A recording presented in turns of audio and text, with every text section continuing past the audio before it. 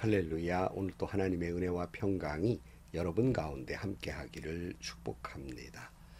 오늘도 묵상의 말씀을 통해서 나에게 주시는 하나님의 말씀을 듣는 은혜로운 시간이 되기를 축원합니다. 이 시간 하나님께서 우리에게 허락해 주신 말씀은 호세아 6장 1절에서 11절 말씀입니다. 이제 주님께로 돌아가자. 주님께서 우리를 찢으셨으나 다시 싸매어 주시고 우리에게 상처를 내셨으나 다시 아물게 하신다. 이틀 뒤에 우리를 다시 살려주시고 사흘 만에 우리를 다시 일으켜 세우실 것이니 우리가 주님 앞에 살 것이다. 우리가 주님을 알자. 애써 주님을 알자. 새벽마다 여명이 오듯이 주님께서도 그처럼 어김없이 오시고 해마다 쏟아지는 가을비처럼 오시고 땅을 적시는 봄비처럼 오신다. 에브라임아, 내가 너를 어떻게 하면 좋겠느냐? 유다야, 내가 너를 어떻게 하면 좋겠느냐? 나를 사랑하는 너희의 마음은 아침 안개와 같고 덧없이 사라지는 이슬과 같구나. 그래서 내가 예언자들을 보내어 너희를 산산조각 나게 하였으며 나의 입에서 나오는 모든 말로 너희를 죽였고 나의 심판이 너희 위에 번개처럼 빛났다. 내가 바라는 것은 변함없는 사랑이지 제사가 아니다. 불살라 바치는 제사보다는 너희가 나 하나님을 알기를 더 바란다. 그런데 이 백성은 아담처럼 언약을 어기고 나를 배반하였다. 길르앗은 폭력배들의 성읍이다. 발자국마다 핏자국이 뚜렷하다. 강도 떼가 숨어서 사람을 기다리듯 제사장 무리가 세겜으로 가는 길목에 숨었다가 사람들을 살해하니 차마 못할 죄를 지었다. 내가 이스라엘 집에서 소름 끼치는 일들을 보았다. 거기에서 에브라임이 몸을 팔고 이스라엘이 몸을 더럽힌다. 유다야, 너를 심판할 시기도 정해놓았다. 내가 내 백성의 운명을 바꾸어 주고자 할 때마다. 아멘. 여러 번 말씀드렸습니다만 하나님의 심판은 언제나 그 안에 사랑이 내포되어 있고 심판 후에 회복을 의미하고 있는 것입니다. 예레미야 29장 11절 말씀에 너희를 두고 계획하고 있는 일들은 오직 나만이 알고 있다. 내가 너희를 두고 계획하고 있는 일들은 재앙이 아니라 번역이다. 너희에게 미래에 대한 희망을 주려는 것이다. 나 주의 말이다. 이렇게 말씀하고 있어요. 우리가 언제나 잊지 말아야 할 것은 하나님의 뜻은 한결같습니다. 하나님의 계획은 한결같습니다. 그것은 우리를 향한 재앙이 아니라 번영이며 우리의 미래에 대한 희망을 주려는 일들이란 말씀입니다. 그러니까 하나님이 오늘 우리에게 심판하시는 것은 미워서가 아니라 다시 여호와께로 돌아오게 하시려는 그러한 의미에서 심판하시는 것입니다. 이스라엘을 망해까지 하지 아니하면 고집스럽게 여전히 우상숭배에 빠져 있을 것이기 때문에 이스라엘을 망하게 하고 포로로 끌려가게 하고 외적에 맞아서 침입을 받게 하고 고통을 갖게 하는 것은 그렇게까지 하지 않으면 그들이 여전히 우상을 숭배하고 하나님을 멀리하는 죄 가운데 있기 때문입니다. 그렇게까지 고통스럽고 힘들게 하고 망하기까지 하는 것은 우리가 미워서가 아니라 영원한 사망에 이르게 하는 것이 아니라 다시 살리시려는 것이란 말씀이에요. 의사가 환자에게 메스를 대는 것은 그를 완전히 찢으려는 것이 아니라 메스를 대어 그를 더 낫게 건강하게 하려는 목적이 있듯이 하나님의 계획은 늘 그러하다는 거예요. 1절 말씀으로 가보시면 이제 주님께로 돌아가자. 주님께서 우리를 찢으셨으나 다시 싸매어 주시고 우리에게 상처를 내셨으나 다시 아물게 하신다. 유명한 말씀이지요. 호세아 선지자는 회개하고 여호와께로 돌아가자고 민족에게 호소하고 있습니다. 하나님이 비록 우리를 찢으셨지만은 다시 회복시켜 주실 것이고 상처를 내셨지만은 아물게 하실 것이기 때문에 그 하나님께로 돌아가자라고 말하고 있어요. 여러분, 하나님이 우리를 찢으시는 것은 언제나 다시 싸매려는 그런 존재가 있습니다. 하나님이 우리에게 상처를 입히시는 것은 다시 아물게 하라는 그런 전제가 있습니다. 다시 말하면 하나님의 심판 속에는 언제나 나를 살리려는데 그 목적이 있고 회복시키려는데 그 목적이 있으며 나를 사랑하는데 그 목적이 있다는 말씀입니다. 사랑하는 성도 여러분, 그러기에 우리는 회개하고 여호와께로 돌아가야 합니다. 하나님은 회개하고 여호와께로 돌아오기를 기다리신다고 지난 마지막 절에 말씀 나누었잖아요. 15절 말씀 5장 15절에 보면 나는 이제 내 곳으로 돌아간다. 그들이 지은 죄를 다 뉘우치고 나를 찾을 때까지 기다리겠다. 환난을 당할 때는 그들이 애타게 나를 찾아 나설 것이다. 그렇게 그들이 회개하고 돌아오기를 기다린다는 말씀이에요. 성도 여러분, 여호와께로 돌아가야 합니다. 매를 맞았어도 하나님께로 돌아가야 해요. 여러분, 어린아이가 엄마에게 종아리를 맞지요. 그러면 종아리 맞았다고 엄마를 피해서 도망가기보다는 도리어 엄마의 품속을 찾아들잖아요. 매를 맞았으나 위로받기 위해서 엄마하고 엄마의 치마폭에 안기우는 것처럼, 또 엄마는 그 매를 때렸지만 그 매를 댄 막대기는 버리고 아이를 끌어안듯이 우리는 그렇게 하나님께로 돌아가야 한다는 거예요. 엄마의 치마품처럼 언제나 하나님은 우리를 용서하시고 사랑하시고 그리고 축복 속에 안아주시기 때문입니다.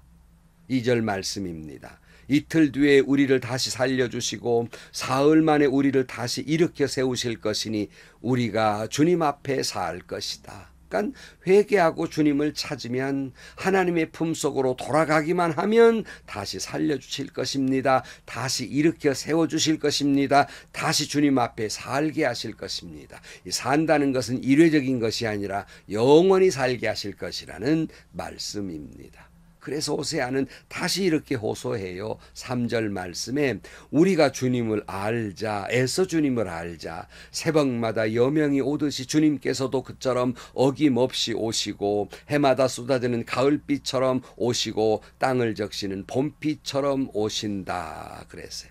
그러므로 우리는 여호와 하나님을 알아야 합니다. 이 안다는 말의 의미는 단순히 누구의 이름 정도로 아는 것으로 안다라는 말이 아니라 깊이 안다는 거예요. 체험적으로 경험해서 깊이 안다는 말씀입니다. 신앙생활이라고 하는 것은 하나님을 알아가는 거예요. 성경을 통해서 하나님은 누구신지, 그 성품이나 하나님은 누구신지 알아가는 것을 신학적으로는 신론이라고 합니다. 또 예수님이 누구신지 주님의 성품을 알아가는 것이 기독론이라고 해요. 그러므로 우리는 주님을, 하나님을 힘써 알아가야 합니다.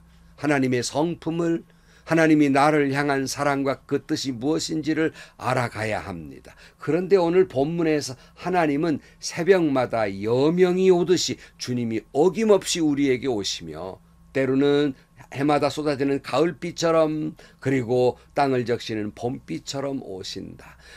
늘 틀림없이 오시는데요. 봄비와 가을비처럼, 이른 비와 늦은 비처럼 가장 적절하게 딱 맞게 오신다는 거예요. 하나님이 여러분에게 여명이 오듯 주님이 함께 하실 것입니다. 봄비처럼 가을비처럼 주님은 여러분을 적셔주실 것이고 여러분에게 은혜와 축복을 내려주실 것입니다. 이스라엘이 이처럼 망하게 된 것은 오늘 4장 1절 우리가 앞에 본 대로 이스라엘 자손아 주님의 말씀을 들어라. 주님께서 이 땅의 주민들과 변론하신다. 이 땅에는 진실도 없고 사랑도 없고 하나님을 아는 지식도 없다. 그 밑에 6절에 보면 내 백성이 나를 알지 못하여 망한다. 결국 이스라엘이 망하게 된 것은 하나님을 몰랐기 때문에, 하나님이 어떠하신 분인지, 하나님이 뭘 원하시는지 말씀을 알아야 그걸 알지 않겠습니까? 이스라엘은 이걸 몰랐기 때문에 망하게 됐다는 말씀이에요. 그런데 우리의 모습은 어떻죠? 4절 말씀에 보면 에브라임아 내가 너를 어떻게 하면 좋으냐? 유다야 내가 너를 어떻게 하면 좋겠느냐? 나를 사랑하는 너희 마음은 아침 안개와 같고 덧없이 사라지는 이슬과 같구나. 그래서 내가 예언자들을 보내어 너희를 산산조각 나게 하였으며 나의 입에서 나오는 모든 말로 너희를 죽였고 나의 심판이 너희를 위해서 번개처럼 빛났다. 여러분, 하나님의 애타는 소리가 들리십니까? 내가 너를 어떻게 하면 좋겠느냐? 내가 너를 어떻게 하면 좋겠느냐? 주님이 지금 이스라엘만을 향해 말씀하시는 것이 아니라 저를 향해서, 이 말씀을 듣는 여러분을 향해서 내가 너를 좀 어떻게 하면 좋겠느냐? 어찌하면 좋겠느냐고 호소하고 있다는 사실을 기억하셔야 합니다. 왜냐하면 우리 마음이 조속변이에요. 아침 다르고 저녁 다르단 말이에요. 아침 안개와 같고 사라지는 이슬과 같아서 금세 믿음이 있는가 하면 금세 사라져버린단 말씀이에요. 그래서 우리 하나님께서 예언자를 보내어 심판의 말을 하고 무섭게 말을 해도 도무지 듣지를 않는 거예요. 우리가 매주일, 매시간 설교의 주제는 여러분, 목사님들 설교의 주제요, 다 비슷비슷해요. 결론은 똑같아요. 그러나 왜 그렇게 말씀을 들어야 합니까? 하나님을 알아가야 하기 때문이에요.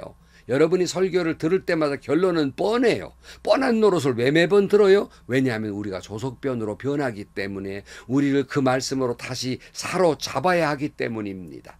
우리의 마음이 흔들리는 갈대와 같아서 말씀을 또 듣고 또 듣고 또 듣고 같은 말을 반복해 들으면서 우리를 그 말씀에 붙들어 두려는 것입니다. 말씀을 깨닫고 내 마음 깊은 곳에, 내용은 깊은 곳에 그 말씀을 새겨두고 그 말씀이 생각나게 하기 위하여 말씀을 또 듣고 또 듣고 그러는 거예요. 아니면 금세 넘어집니다. 아니면 금세 시험에 빠집니다. 아니면 금세 쓰러지기 때문에 말씀을 계속 듣는 거예요. 이스라엘이 망하는 건 말씀이 없어서예요. 우리가 쓰러지는 건 말씀이 없어서예요. 6절 말씀입니다. 내가 바라는 것은 변함없는 사랑이지 제사가 아니다. 불살라 바치는 제사보다는 너희가 나 하나님을 알기를 더 바란다. 여러분, 똑똑히 들으셔야 됩니다. 하나님이 원하시는 건 예배가 아니에요. 사랑입니다. 똑똑히 들으셔야 돼요. 예배가 아니라 하나님이 원하는 건 사랑입니다. 그래서 사무엘이 이렇게 말해요. 사무엘상 15장 22절 말씀에 사무엘이 나무랐다. 주님께서는 어느 것을 더 좋아하시겠습니까?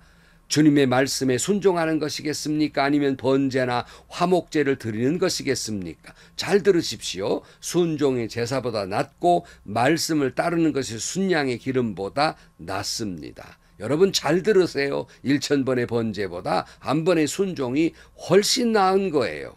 잘 들으세요. 1000번의 예배보다 한 번의 사랑이 훨씬 더 훌륭한 거예요.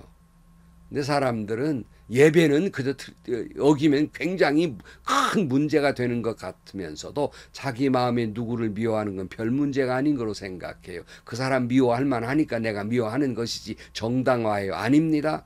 하나님은 여러분이 드리는 예배보다는 순종이 낫고 그 순종은 사랑하는 순종이에요. 사도 바울은 그래서 로마 12장 1절 말씀에 형제 자매 여러분, 그러므로 나는 하나님의 자비하심을 힘입어 여러분에게 권합니다. 여러분의 몸을 하나님께서 기뻐하실 거룩한 산 제물로 드리십시오. 이것이 여러분이 드릴 합당한 예배입니다. 산 제물, 살아서 말씀을 순종해 살아가는 것, 이 산 제물이에요. 뭘 순종해요? 사랑하며 사는 것, 이것이 더 훌륭하다는 거예요. 그래서 고린도전 13장에 뭐라 그랬습니까? 1절 이하에 내가 사람의 모든 말과 천사를 말을 할 수 있을지라도 내게 사랑이 없으면 울리는 징이나 요란한 괭과리가 될 뿐입니다. 내가 예언하는 능력을 가지고 있을지라도, 모든 비밀과 모든 지식을 가지고 있을지라도, 또 산을 옮길 만한 모든 믿음을 가지고 있을지라도 사랑이 없으면 아무것도 아닙니다. 내가 내 모든 소유를 나누어 줄지라도, 내가 자랑 삼아 내 몸을 넘겨줄지라도 사랑이 없으면 내게 아무 이로움이 없습니다. 내려가 13절. 그러므로 믿음, 소망, 사랑, 이 세 가지는 항상 있을 것인데 그 중에 제일은 사랑입니다. 여러분, 이 말씀을 설교를 수도 없이 들으셨을 거예요. 1000번도 더 들었을지도 몰라요. 근데 순종을 안 해요. 하나님은 여러분의 예배보다는 순종을 더 원하십니다. 그런데 우리가 목이 고든 이스라엘, 교만한 이스라엘처럼 말씀을 순종하지 않아요. 예배를 드리면서도 다투고 있어요. 참 기가 막힐 노릇 아닙니까? 하나님 앞에 나와 예배를 드리면서 다투고 있어요. 어떤 교회는 강단에는 목사 편, 강단 밑에는 장로편, 서로 예배를 드리겠다고 꽝꽝 지르고 서로 예배를 방해하고 예배를 드리며 서로 저주합니다. 하나님이 기가 막히죠. 그 예배 하나님이 받으시겠습니까? 오늘날 많은 교회들이 예수님 편, 그리스도 편이 싸우고 앉았습니다. 정의를 부르짖습니다. 아무리 그 사람이 아모스를 들먹이면서 정의를 하수같이라고 외치며 찬양할지라도 사랑이 없으면 아무것도 아니에요. 하나님이 토해버리고 말 것입니다. 여러분, 하나님의 정의는 사랑입니다. 하나님이 어떤 분이신지, 하나님이 뭘 원하는지 몰라도 한참 모른다는 말씀이에요. 성도 여러분, 회개하고 하나님께로 돌아가야 합니다. 여호와를 알아야 됩니다. 힘써 하나님을 알아야 됩니다. 하나님이 원하시는 것은 제사가 아니라 사랑입니다. 그래 주님은 이렇게 말씀하셨습니다. 요한복음 13장 34절 이제 나는 너희에게 새 계명을 준다. 서로 사랑하여라. 내가 너희를 사랑한 것 같이 너희도 서로 사랑하여라. 너희가 서로 사랑하면 모든 사람이 그것으로서 너희가 내 제자인 줄 알게 될 것이다. 성도 여러분, 여호와를 힘써 알아야겠어요. 하나님께로 돌아가고 서로 사랑하기를 축복합니다. 다시 말씀드립니다. 하나님의 정의는 사랑입니다. 기도하시겠습니다. 하나님, 우리가 주님을 믿노라고 평생 예수를 믿어도 하나님을 제대로 알지 못한 채 주님을 위한다는 어리석은 일들이 얼마나 많은지 모릅니다. 하나님의 뜻이 무엇인지 힘써 알게 하여 주시고 하나님의 뜻은 언제나 사랑임을 기억하게 하시고 주님께 예배드리되 사랑 안에서 예배드리는 저희들 되게 하시고 여호와를 아는 만큼 주님이 원하시는 대로 힘써 사랑하며 살아가게 하여 주옵소서. 예수님의 이름으로 기도하옵나이다. 아멘. 성도 여러분, 하나님은 우리를 향한 건 한결같아요. 그건 사랑입니다. 그러면서 우리에게 너희도 그와 같이 사랑하라고 말씀하고 있어요. 다시 말씀드립니다. 예배보다 순종이 더 낫습니다. 그 순종은 사랑입니다. 믿음, 소망, 사랑 그 중에 제일은 사랑입니다. 이것이 하나님의 뜻입니다. 행복하시고요. 오늘도 좋은 일이 가득한 하루가 되시기를 주님의 이름으로 간절히 축원합니다.